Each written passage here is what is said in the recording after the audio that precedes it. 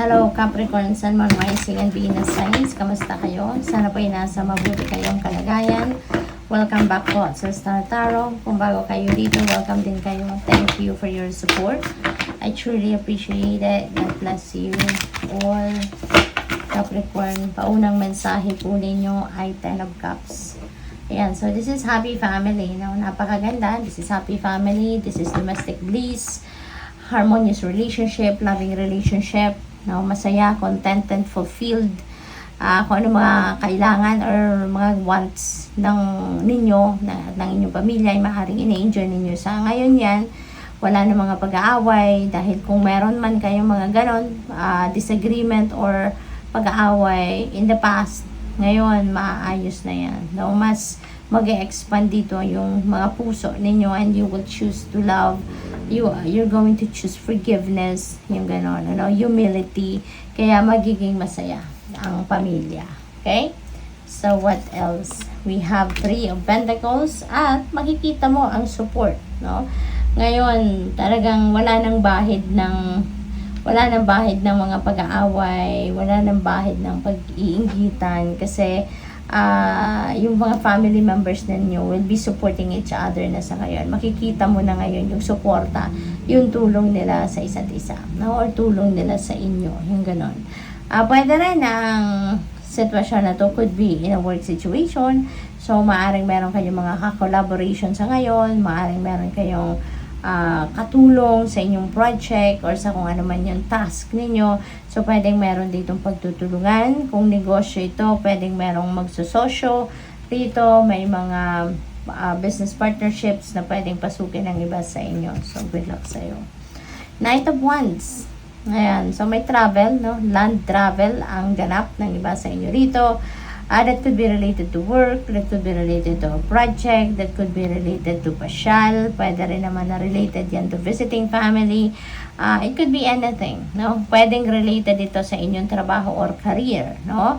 Pwedeng ganun din ang ganap. This is also a reminder para sa inyo, no? Na lagi kayong makikinig sa inyong intuition, okay? Kasi kung saan man kayo kunyari papunta, if that is related to meeting new people, diba? You know, your intuition will send you a signal if there is something off key with the person that you're dealing with, or kung yung lugar or yung sitwasyon mismo, no, it's not safe for you.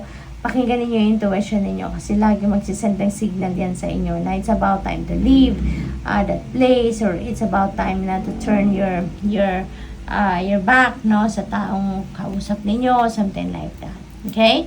Kasi feeling ko, no, meron kayong pupuntahan na maaring baka may mga transaction kayo na first time nyo lang makikilala yung mga taong makakausap ninyo rito. Okay? Kaya ingat kayo. We have Temperance. Ayan. So, you may need to practice patience sa ngayon. That could be related dito sa transaction ninyo. Kasi ba, no, feeling ko parang kung saan man kayo papunta, you know, baka hindi on time, hindi punctual yung kausap ninyo. So, pwedeng yung literal na talaga maghihintay ka sa taong kakausapin mo. So, you need to be patient. Okay? You need to be patient and you need to practice a lot of tiyaga, no? At pagpapasensya. Kasi, maybe, parte yan ng trabaho mo or parte yan ng negosyo mo. Kaya, you know, tiyaga-tiyaga lang. Okay? What else?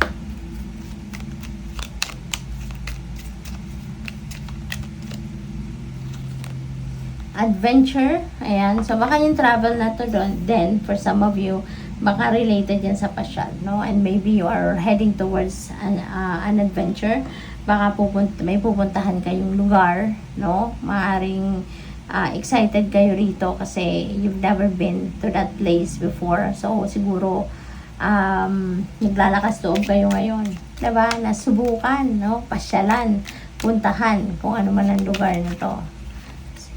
Transform, emerge with beauty and grace from your cocoon. Ayan, so may pagbabago magaganap, no?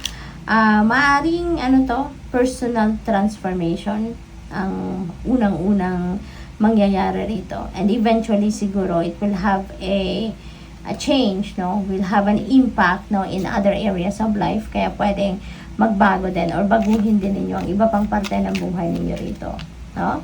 So what else? You have trust. Ayan, the robin trusts her wings, not the branch she sits on. Ayan, so magtiwala din kayo. Okay? Feeling ko, tiwala kayo sa sarili ninyo rito. Okay? Magtiwala kayo sa inyong kakayanan, sa inyong mga abilidad.